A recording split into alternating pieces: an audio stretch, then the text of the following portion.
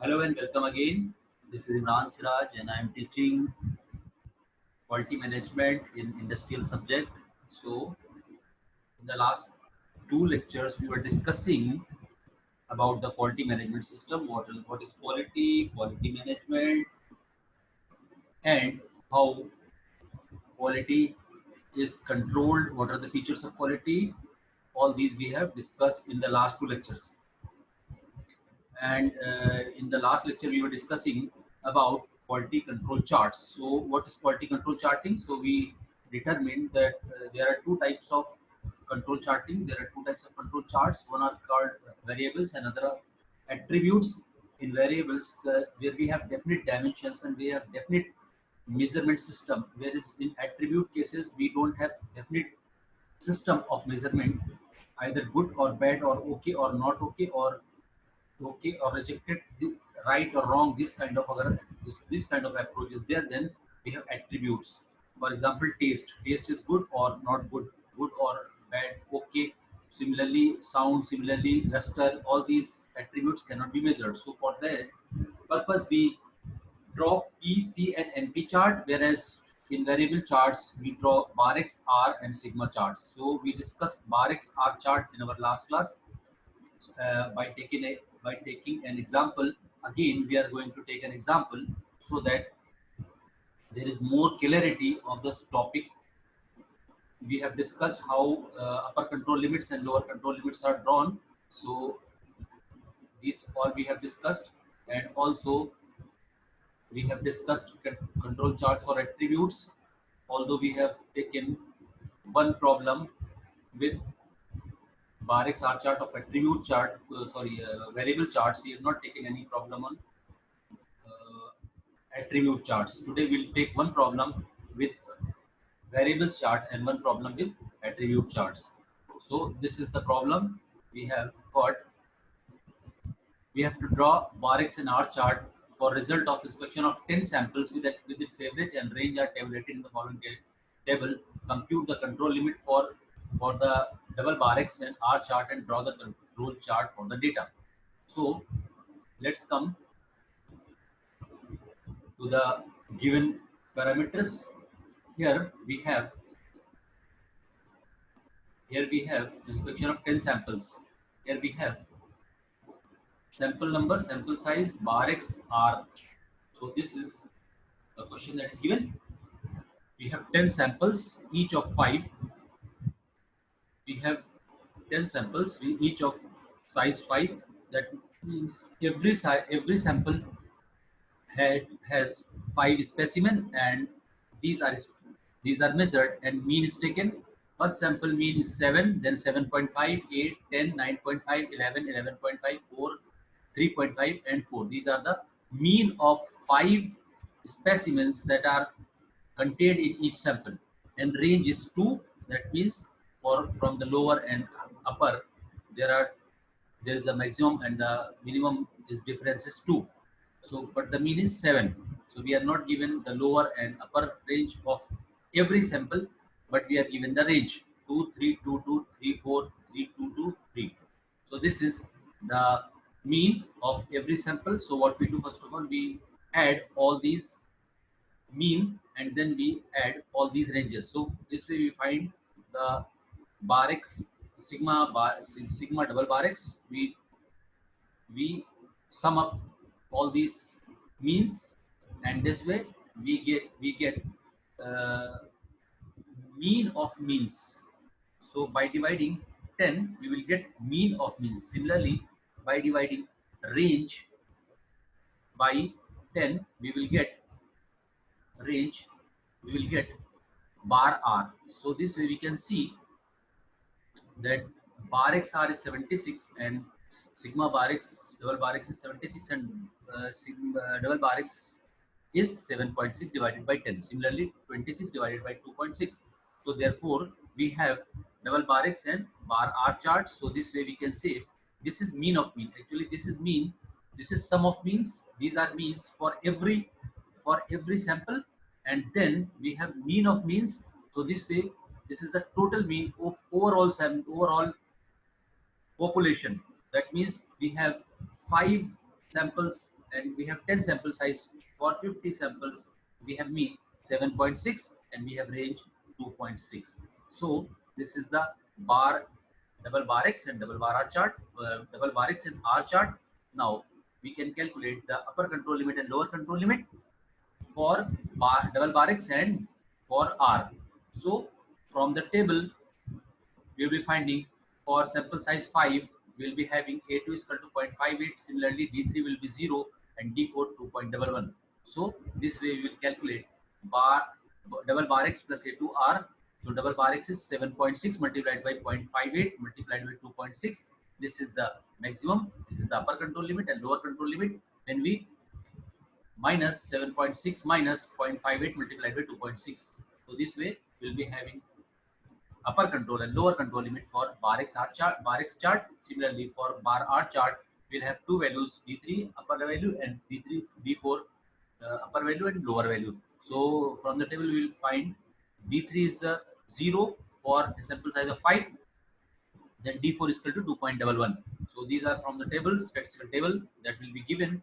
So this we will find upper and control limits. So upper control limit is 7.6 plus 0.58 into 2.6, and lower control limit is, we can see, this is upper control limit, then lower control limit, then upper control limit for range bar R.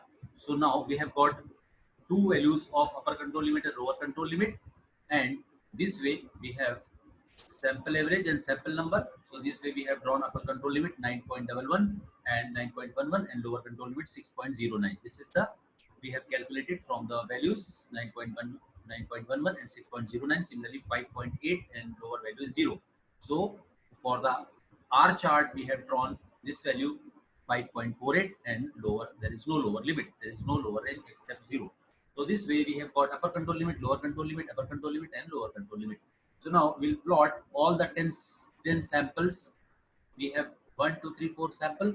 First sample mean is 7. Then second sample mean is 7.5, 8, 10, 9.5, 11. So these are the sample size. These are the sample numbers plotted on the bar X chart, the double bar X chart. So in sample average, we have 9, 6, 9, the upper control limit, lower control limit, and then we have sample numbers. Similarly, for bar R chart, we will be having, so this way we'll be finding range. For first, it was 2 for the first sample size, sample number 1, it was range 2, then 3, then 2, then 2, then 4, then 2, then 3, and then 4. So the mean was 2.6. So this is the double bar X and R chart. So we have drawn, we have plotted the double bar X chart and R chart. So this way we can conclude that here the sample size 8 has a mean of 4, and similarly sample size 9 and sample size 10, all these are falling below lower control limit. That means one thing is that sample number 8, 9 and 10 are not within the acceptable range, so these are rejected. So these sample 4, 3 and 4, sorry, 8, 9 and 10 sample number are rejected. Similarly, we can see sample 7 and sample 6 and sample 5 and sample 4. All these 4 are beyond the upper control limit. So this way upper control limit is 9.11. Anything above control limit is not acceptable. So this is 10, this is 9.5, this is 11, then 11.5. So similarly, sample number 4, sample number 5, sample number 6, sample number 7, sample number 8, sample number 9, sample number 10. So that means 4 are beyond the upper control limit and 3 are below the lower control limit. So 4 plus 3, 7 samples are rejected, and only 1, 2, 3, 3 samples, sample number 1, sample number 2 and sample number 3 are acceptable. And also this is telling that process is highly incapable, process is not stable. We can see this is given process mean, then jumping, then coming down, then jumping, then again coming down heavily. So this way, the process, this way, the curve tells us that process is not stable. This is not near the mean line. So it is not only producing rejected parts, but at the same time, it is highly volatile. So this is the target is that it must stick to the mean line.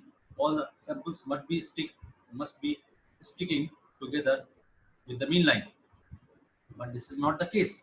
So we can see all these have been, this process is highly unstable, and we can see here, although range is good, range no sample size is beyond the upper control limit or below the lower control limit. There are no chances of coming to below control limit because range cannot be more than negative, cannot be negative. But upper control limit, we have seen that the range is quite okay, but the samples, but the bar X, double bar X chart is telling us that the process is highly volatile and unstable. So we need to correct the process, and this way we will be able to produce good quality components. Then another standard deviation process sigma is known. So in that case sigma was not known. In next case, when the sigma is known, what we find? We find upper control limit and lower control limit by multiplying z sigma x, where z is the sample size and sigma x is the standard deviation that is known or calculated. So either it is given or we will calculate. So in this case, we will be taking where sigma bar x or standard deviation is given, whereas in the first case, standard deviation was not given. So here we will be calculating upper control limit and lower control limit by z into sigma bar x, that is standard deviation, z is sample size. The 25 engine mounts are sampled each day and found to have an average width of 2 inches. With a standard deviation of 0.1 inch, what are the control limits that include 99.73 of the sample means? Z is equal to 3. So this way, we can find the value of Z is given is 3, and average width is double bar X, that is mean dimension is given 2, 2 plus 3 within bracket zero point 0.1 divided by 0.25. How we has taken that? This is from the standard deviation we have given or we have calculated. So this way we have found the value of zx, z into sigma x, substituting 3 into zero point 0.1 divided by square root of 25. So this will become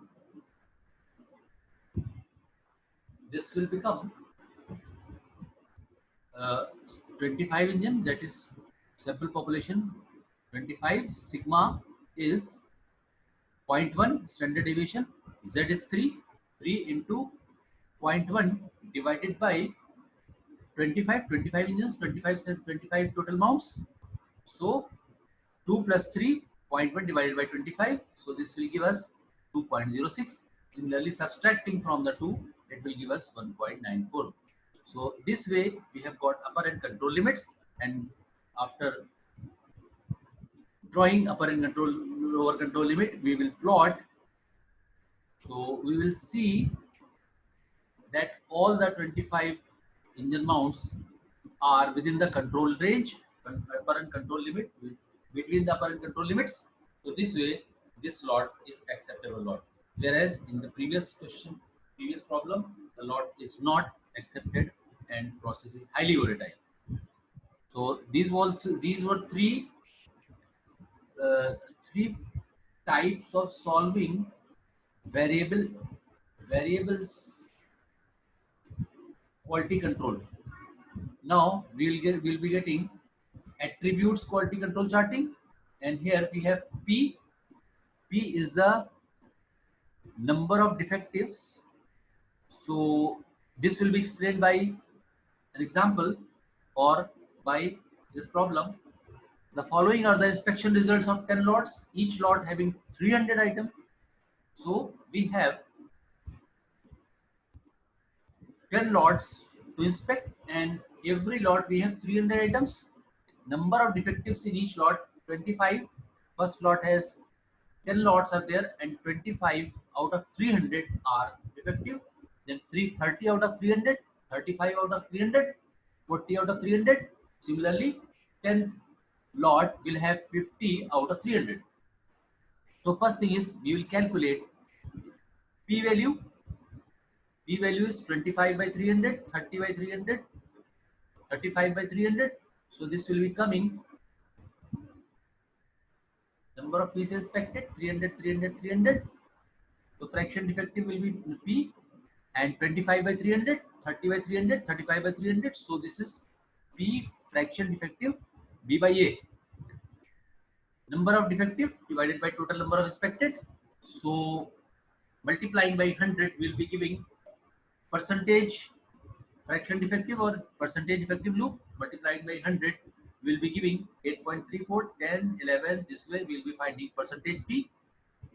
So after calculating percentage P, actually these are these results are based on just attribute checking whether okay or not okay. So out of 300 pieces 25 were found not okay. Then similarly out of 300 30 were found not okay. Similarly 35. So this way we have got 350 is rejected out of 3000 because we have inspected 10 lots of 300 each. So this way we have inspected 3000 out of 3000, 350 are rejected. So now we have to calculate upper control limit and lower control limit. Upper control limit is calculated this way: bar p plus 3 square root of p minus 1 minus bar p divided by n. Then bar p is given plus 3. So substituting this value will be giving us total number of defective. So bar p is 350 by 3000. N is equal to number of pieces expected every day. So bar p we've got 0.11167. Therefore, p1 minus bar p is 0.1167 multiplied by 1 minus divided by 300 n. So this way we have got the value square root of bar p minus within bracket 1 minus bar p divided by n, then 0.01852, and then multiplying by 3, it will give us 0.0556. So we'll be finding upper control limit and lower control limit by subtracting, by adding and subtracting. So this way we have calculated upper control limit and lower control limit, and also the bar p or the mean 350 divided by 3000 is this much, 0.1167. So now let's plot the lots, lot number 1, then lot number 2, lot number 3, lot number 4, lot number 5, percentage defective or fraction defective, not percentage defective but fraction defective, otherwise it would have been 100 up to 100. So this is fraction defective.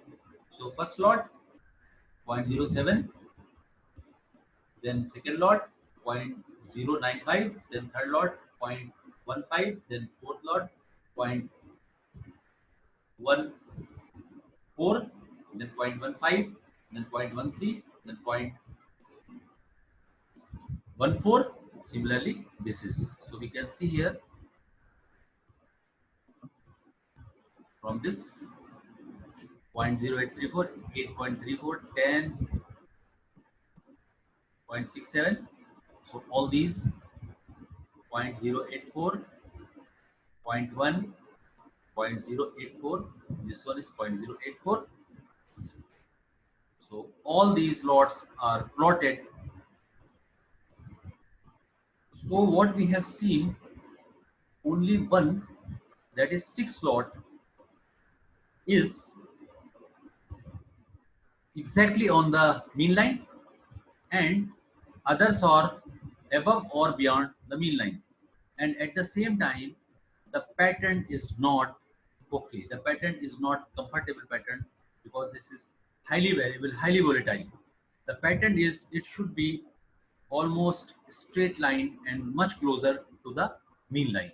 But here in case, although all the samples are falling within the control limit, but the process is not stable and it is highly volatile. So we have to correct the process, we have to check this process and what factors are leading the incorrectness of the process. So we have to check, and if we don't correct, the next lot will go out of control and next plot will be rejected. So this time we have to be careful, and this is P chart tells us about the acceptability of the lots and at the same time about the process. So this way we have calculated and found the application of P chart for attributes. So this is we have calculated. Conclusion, all the samples are within the control limit and we can say process is under control. But at the same time we have to take for the future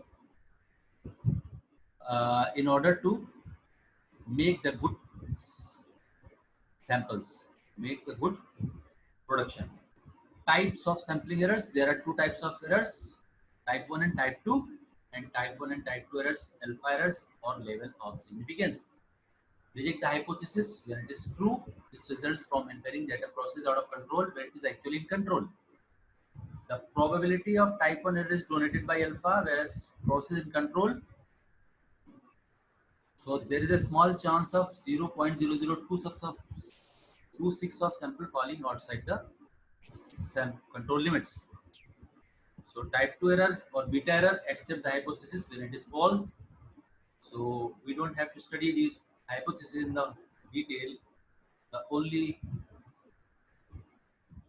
topic that we are concerned of control charting and then acceptance sampling. That means we have to check per lot how many parts we have to check per lot. That is defined by acceptance sampling. So in this case we are taking n is the size of sample total. For example, we have 100 parts and we have to check n parts. So what would be the n? That would be depend out of 100 parts how much parts have to be selected and what is the way of withdrawing samples from the whole sample. N is 100. So when n is 100, small n is either 5 or 10. If we are having single sampling plan, we can take 5 samples from the 100, and then these 5 samples should be picked in such a way that the 100 are distributed into 20 groups and every group gives one. So this way we have 5 samples, or it could be 10 samples if we are taking double sampling plan. So 5 samples, capital N, the value of capital N is 100, the value of small n is 5 or 10, and then C is the rejection. If we find out of 5 a single sample has failed, we will reject the whole lot. So if n is equal to 100, small n is equal to 5, C must be equal to 0. If a single piece, if a single out of 5 is not okay, they will reject the whole lot. So this is known as sampling plan or sampling system. So this way we will draw a sample and check and define whether the lot is within acceptable level or not. So here is another example. Take sample size as 50, acceptance number as 3. That means out of 50, sample size 50, out of 50 we can take up to 3. So out of 50, if 3 is are rejected, we will have to accept the whole lot. But beyond 3 is not acceptable. If 4 or 5 or 6 are rejected, so the whole lot is to be rejected. So this is the sampling plan. There we have two types of error, type 1 and type 2. So based upon the observation of this sampling plan, either it could be true or false. That means on the basis of the rejection of 3 parts, we are rejecting the whole lot. So there are chances that this could be wrong decision and because of errors. So this way we have two types of error. Either we have taken only the defective parts, or we have taken the wrong sampling system. So this way there are two types of error. One are type 1 and type 2 error. So type 1 error are known as uh, producers level, and type 2 errors are known as consumers risk. Producers risk and consumer risk. Producers risk is that he is, although he is producing the whole lot correct or okay, but if he produces just 5 rejected pieces and those fall for inspection, so the whole lot is to be rejected. And the consumer risk is that the whole lot has maximum number of defective pieces, but the pieces inspected are okay. So he has to, on the basis of correct samples, on the basis of okay samples, he has to, the whole lot is passed, and this way the chances are that consumer will be at the stake. So there are two types of errors, type 1 and type 2. Consumers risk are type 2 error and beta, denoted by beta, whereas producer's risk is alpha. So there is, we have one operation characteristic curve, OCC. So this is the basic of how there is a balance, how their balance is injected into the system so that neither the producer nor the consumer suffers. So that way we find average quality level AQL and LTPD, lot tolerance per defective. So these are two we have seen. So this is the operation characteristics curve. This comes from here to here. So this way it tells that percentage defective and probability of acceptance. So this basically tells as long as percentage defective increases, the chances of acceptability, probability of acceptability is diminishes, and it is almost parallel to this line. So this is the way a coercion or balance is maintained between the consumer and producer's risk. So this is called average outgoing quality level, AQL, and lot tolerance per defective. So this is operation characteristic curves. So this operation characteristic curves tells us about the LTPD, and this is the probability of acceptance. So this is are the operation characteristic curves. So this was all about single sampling plan we have discussed, and double sampling plan also we have discussed. So this was all about the quality management system. You will have to study and solve the examples, solve the problems yourself. Then only you would be able to understand the concept of this control charting. So I hope everything is clear. Still you have ambiguities and problems, you may get in touch with me at my phone number 9069 360 400. For the time being, I am signing off. We'll be seeing you next lecture. Okay, bye.